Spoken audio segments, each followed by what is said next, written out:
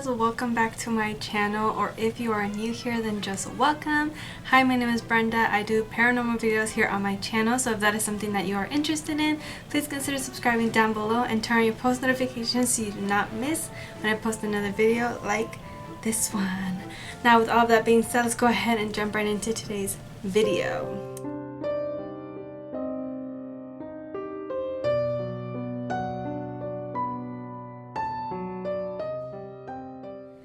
Alright everybody, welcome back as I said, and happy new year. I cannot believe that it is already 2024. Like, where did the time go, literally, because it happened in the blink of an eye. Like, 1 second I'm getting ready for my trip to Hawaii in May, the next it's already over and the year has just flown by.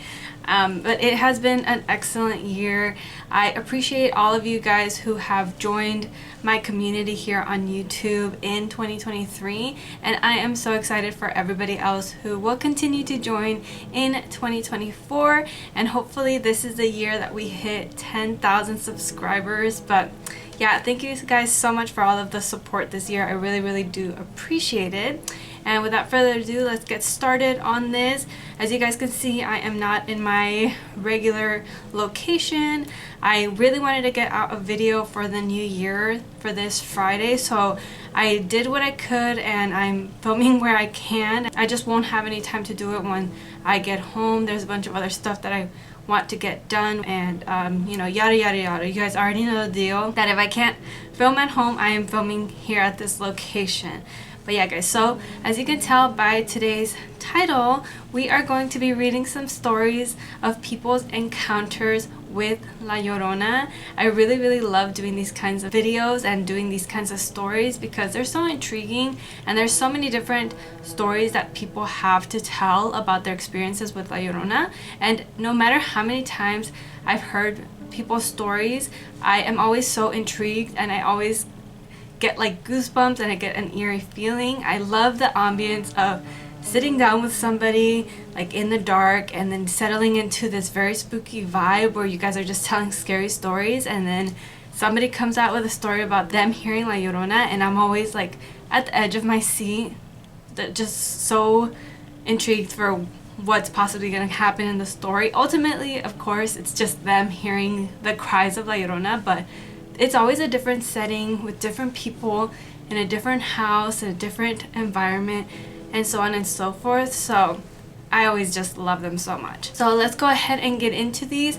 I did find these off of the Me Too website, and some of these are from Reddit, I'm pretty sure, so they kind of leave the links for it. So I have read some of these stories that are on this article, but some of them I haven't. It's just kind of hard to find them individually on Reddit because people don't always use the title La Llorona, or like they don't upright say what the story is going to be about. So that's what I'm going to be reading off of today, okay? Alright, story number 1 says, this one happened 2 weekends ago.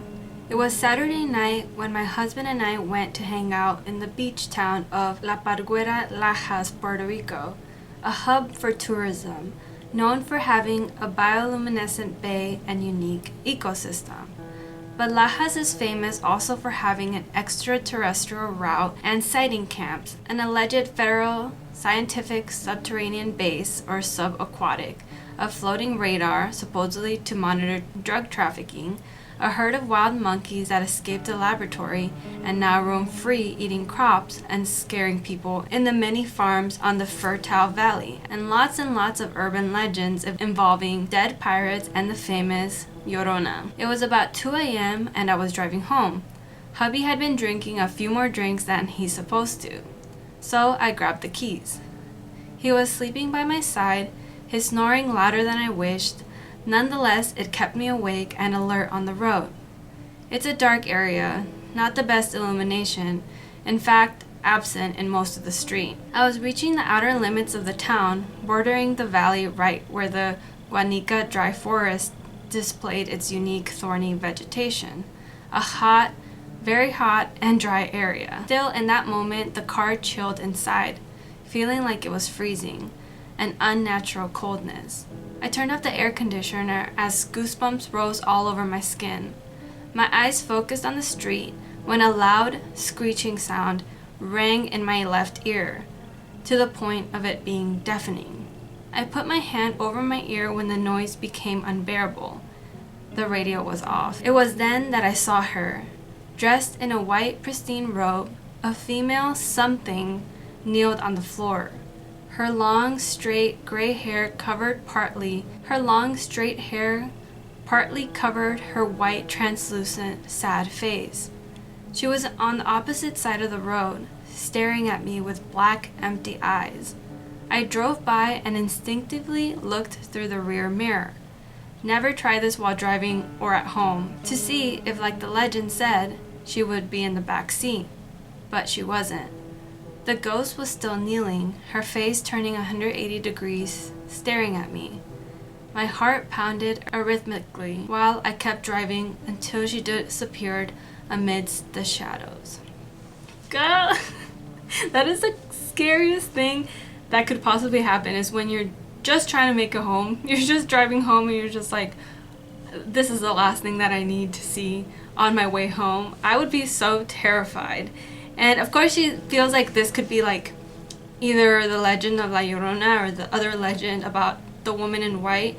It's like that very cliche, very well-known legend where if you look into your rear view, you'll see that she ends up getting in your car. But I feel like those are usually the ones where it kind of looks like the ghost is like hitchhiking or something, and you maybe make a pass at trying to pick her up or give her a ride, and then once she gets in the back seat, she like disappears. It could be one of those legends, but this one was very, very creepy.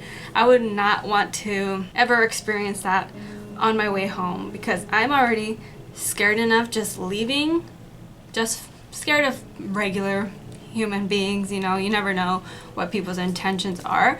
But another thing to end up encountering a ghost, definitely scary, especially in a car when you hear her cries or her screeching was one of the two that she said that she ended up hearing. Very, very scary. I really liked that story.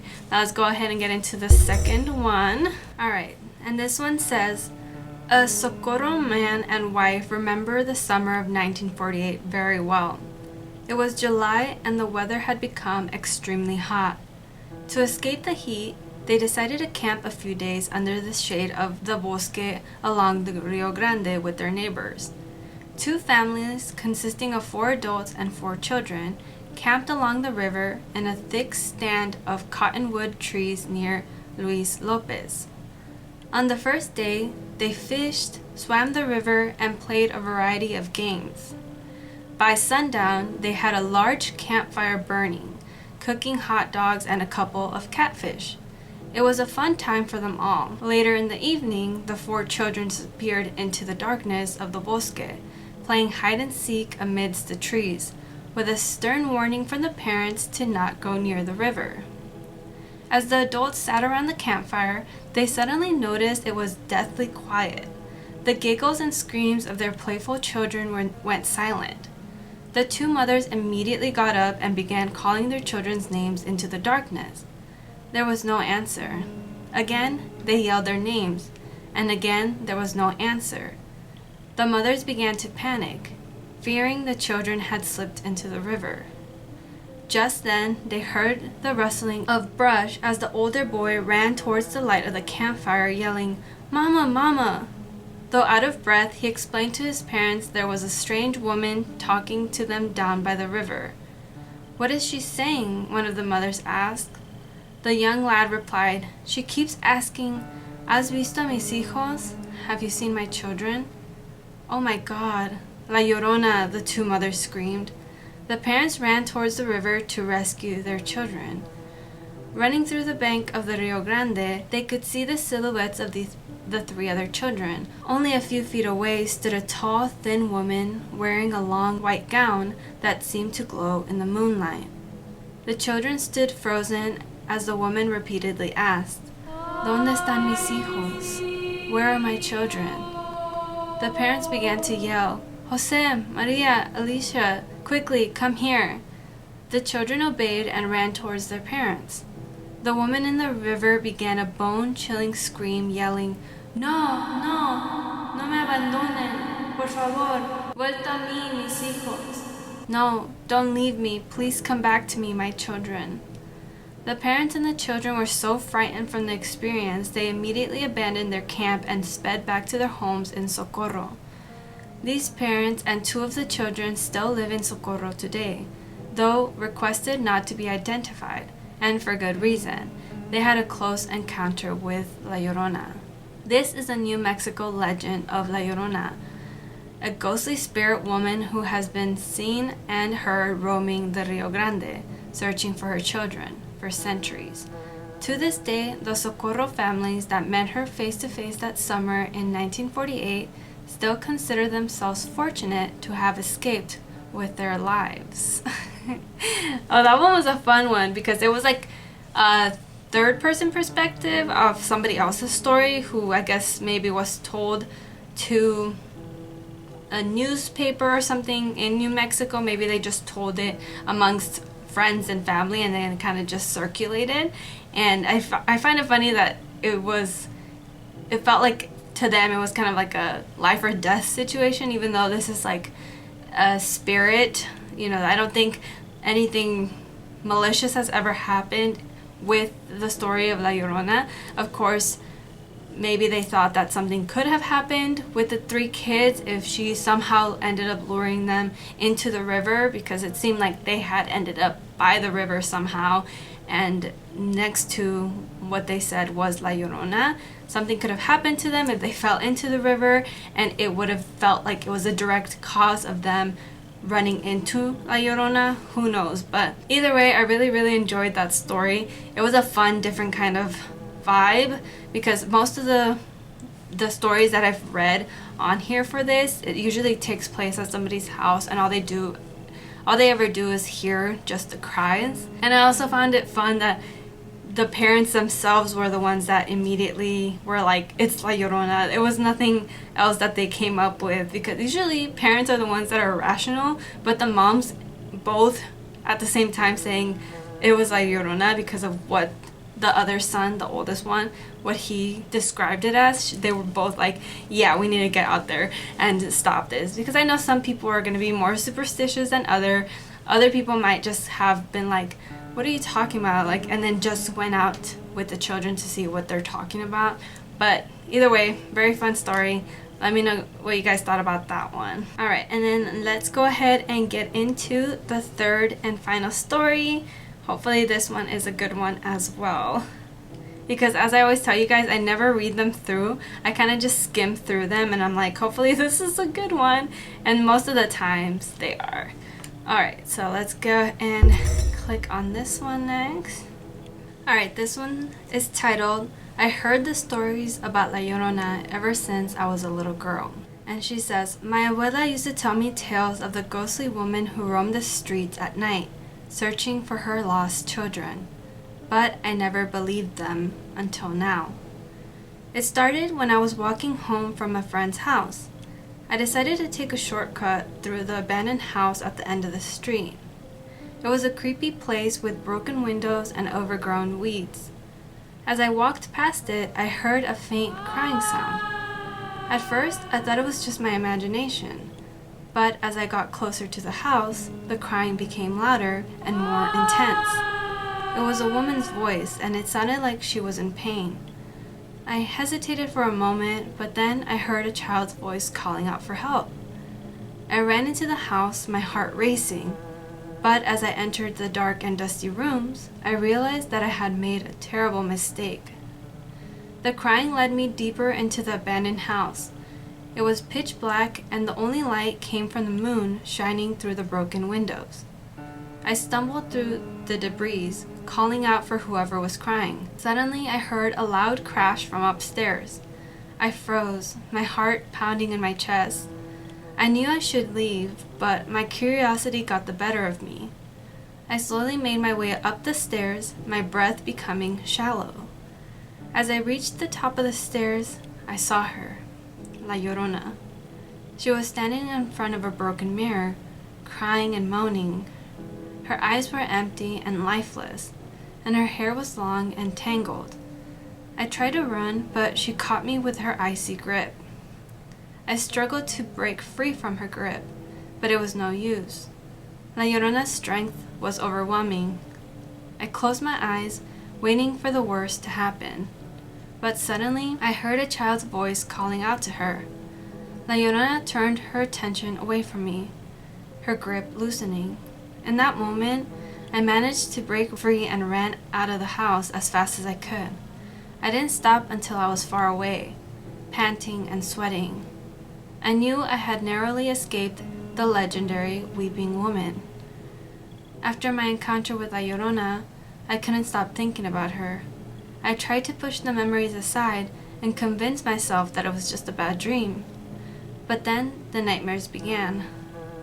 Every night, I would wake up in a cold sweat, with images of La Llorona haunting me. I could hear her crying, and I could feel her cold breath on my neck. I was afraid to sleep, afraid of what I might see in my dreams. I couldn't take it anymore. I needed to know the truth about La Llorona, so I started doing research, digging through old books and articles. That's when I found it, the truth about the legend. La Llorona was a woman who had drowned her children in a fit of rage and then killed herself. Her ghost now roamed the streets searching for her lost children. I realized that I had come face to face with her and survived. As I delved deeper into my research, I found more disturbing details about La Llorona. Her story was more sinister than I had ever imagined. She was said to have been driven to madness by her husband's infidelity, and in a fit of rage she drowned her children in the nearby river. The guilt and despair of her actions weighed heavily on her, and she took her own life soon after. But that was not the end of her story. Her ghostly form was said to roam the streets at night, wailing and crying, searching for her lost children. And those who were unfortunate enough to cross her path met a gruesome end. I shuddered at the thought of what could have happened to me if La Llorona had caught me in her icy grip. As I continued my research, I came across an old diary of a woman who claimed to have encountered La Llorona. Her account was chilling.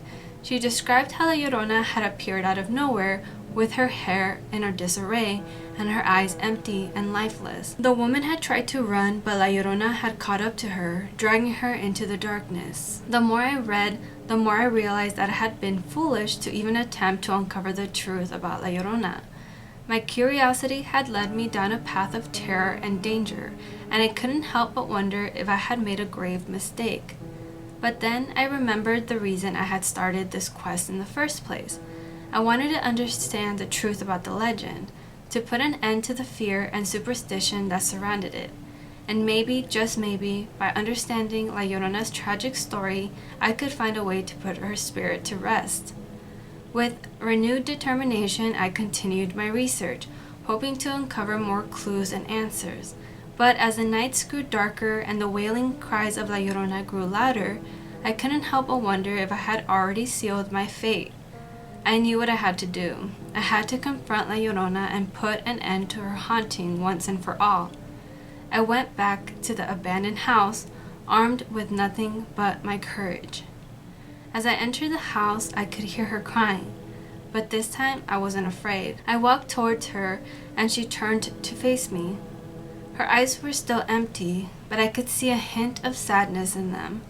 I spoke to her, telling her that she needed to let go of her children and move on. At first, she didn't respond, but then she slowly started to fade away. Her crying grew quieter and quieter until it was gone, and then she was gone too. I walked out of the abandoned house feeling relieved but also shaken. I knew that I had put an end to La Llorona's haunting, but the memories of my encounter with her would always be with me. Over time, the nightmares stopped, and I was able to sleep peacefully again. But I never forgot about La Llorona and the impact she had on me. I began to see her as more than just a ghostly legend. She was a tragic figure, a woman who had been consumed by grief and anger. Now, whenever I hear someone talk about La Llorona, I listen with a mix of fear and empathy. I know that she is out there still searching for her lost children, and I hope that one day she can find peace. Oh my god, what a crazy story. And I know like this could be like a mix of fiction and like just a tale. I don't know if this is real at all. It seems that this is somebody just claiming that this is their scary story, but there's nothing on here whether like saying whether it was a true story, if it was something made up, like fictional. It doesn't really say, but I feel like it might be a fictional story. Either way, it was really, really good, very well written, and this whole thing overall was very, very fun to read, just because it turned into something where somebody had an encounter with a Llorona and wanted to take it a step further and find out more about this spirit and why it has been lingering on in the world for all this time, and why so many people have encountered it, and if there was something more that this person could do to stop this spirit from continuing on to haunt people and stopping it from having to roam the earth with this kind of curse forever, kind of feeling the guilt for the rest of the spirit's existence. I just thought it was a very fun take on this legend that we are all very well aware of and that we've all heard millions and millions of times, but never in our wildest dream would we think about going back to wherever we saw them and trying to figure out a way to get rid of them, to like I don't know, perform some kind of ritual, or like even just talk to them and be like, hey, I understand you're a spirit, you might not even register that I am here, but I'm gonna try to see how I can get you out of this situation. I've never once thought about somebody going through that kind of thought process after experiencing something like this, going down a rabbit hole of research and then being like, I need to do something about it. Usually it's something that people are like, oh, this is just something that I need to deal with. This is a memory that I have and an experience that I have. And the most that people do is share it with other people, share their experiences on the internet or with people that they know, and kind of make it a thing of tradition where you always tell people your same scary stories, just like your mom does with you or any of your family members. Everybody has their own paranormal experience that they have kept with them forever and that they just pass on to other people. But very fun story, and that is enough blabbering from me. I really hope that you guys enjoyed this video. I always like doing these, as I said, and before I blab on for too long, make sure to leave a little, maybe, I think the closest thing that I can think of is a bride. Make sure to leave a little bride emoji, that way I know who stayed all the way to the end of the video. And if you did, just know that I really, really appreciate it, because not a lot of people do stick around this far. And if you did, me and you are besties. Oh, also before I do end the video, today's comment shout out goes to this person right here. Thank you so much for leaving a nice comment. As always, I really do appreciate it and it really makes my day. And if you want to be the next comment shout out, all you have to do is leave me a nice comment down below and that's it. And guys, again, thank you so much for watching. Hopefully I will see you in my next video. Don't forget to stay safe and be kind. Bye bye.